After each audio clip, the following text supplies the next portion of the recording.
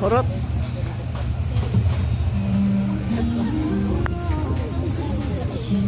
Masarap to, oh. Oh. Parang sa ano niya Yan, may natira kami na shrimp. Puro lang ako ulam. Wala akong ano. Ito isang pampano ang naubos ko.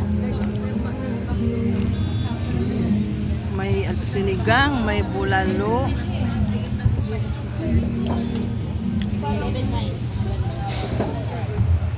cheap daw eh.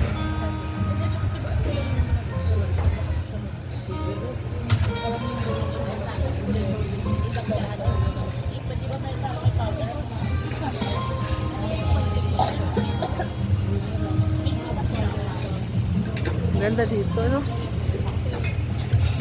Self-service.